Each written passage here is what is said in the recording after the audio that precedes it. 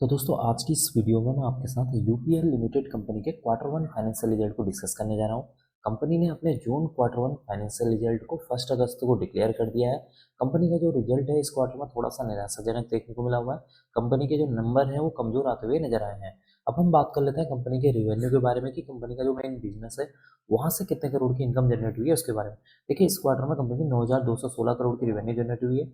Previous quarter में 15,573 crore, previous year में 9,067 करोड़ की यहाँ पर रिवेन्यू जनरेट हुई थी। इसका मतलब जब आप कंपनी की रिवेन्यू को year on year wise compare करते हैं तो कंपनी की रिवेन्यू में 1.64% की तेजी देखने को मिल रही है, जो कि इसके लिए एक पॉजिटिव पॉइंट है। अदर इनकम के बारे में बात करेंगे तो इस क्वार्टर में 143 करोड़ की अदर इनकम है। प्रीवियस क्वार्टर में 107 करोड़, प्रीवियस ईयर में देखें तो 98 करोड़ की यहाँ पर अदर इनकम देखने को मिल रही है। अब हम बात कर लेते हैं कंपनी के खर्चों के बारे में, यानी कि कंपनी ने कोई बिजनेस किया है उसमें कुछ ना कुछ पैसे खर्चे हुए होंगे उसके बारे में। देखिए इस क्वार्टर में कंपनी के 9,558 करोड़ के खर्चे हैं। प्रीवियस क्वार्टर में 14,001 करोड़ के, प्रीवियस ईयर में देखेंगे तो 9,539 करोड़ के यहाँ पर टोटल एक्सपेंसेस देखने को मिल रहे हैं। इसका मतलब कि इस क्वार्टर में कंपनी के जो टोटल एक्सपेंसेस है जब हम उसको year on year wise compare करते हैं तो कंपनी के जो टोटल एक्सपेंसेस है वो भी यहाँ पर बढ़ते हुए नजर आ रहे हैं। अब हम बात कर लेते हैं कंपनी के प्रॉफिट बिफोर टैक्स के बारे में कि इस क्वार्टर में कंपनी का प्रॉफिट बिफोर टैक्स कितना देखने को मिल रहा है। देखिए इस क्वार्टर में कंपनी का जो प्रॉफिट बिफोर टैक्स है 190 करोड़ है। प्रीवियस क्वार्टर में देखेंगे तो 1377 करोड़ था। प्रीवियस ईयर में देखेंगे तो 455 करोड़ का यहाँ पर कंपनी का प्रॉफिट बिफोर टैक्स देखने को मिला हुआ।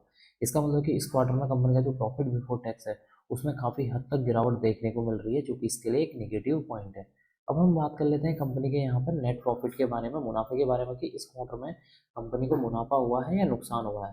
देखिए इस क्वार्टर में कंपनी को यहाँ पर नुकसान देखने को मिल रहा है, क्योंकि अगर आप देखें प्रॉफिट बिफोर टैक्स यहाँ पर 190 करोड़ पॉजिटिव में था, यहाँ पर जो है 455 करोड़ पॉजिटिव में था। लेकिन यहाँ पर टैक्स एक्सपेंसेस अगर आप देखें 205 करोड़ के यहाँ पे है, 219 टोटल हो गया, तो 219 करोड़ का यहाँ पर कंपनी को जो है टोटल जो है टैक्स एक्सपेंसेस पे किए हुए हैं यहाँ पर। तो यहाँ पर कंपनी का जो प्रॉफिट फॉर द पीरियड है वो यहाँ पर जो है निगेटिव में आते हुए नजर आ रहा है, 176 करोड़। प्रीवियस क्वार्टर में देखेंगे तो एक 1079 करोड़ पॉजिटिव में था। प्रीवियस ईयर में देखें तो 527 करोड़ यहाँ पर कंपनी को नुकसान उठाना पड़ा था। इसका मतलब है कि प्रीवियस ईयर के मुकाबले कंपनी का जो नुकसान है यहाँ पर कम होता हुआ नजर आया है।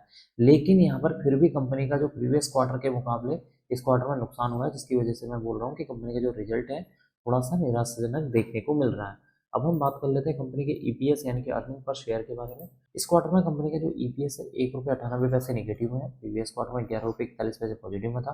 प्रीवियस ईयर में 5 रुपये 90 पैसे निगेटिव में देखने को मिल रहा है।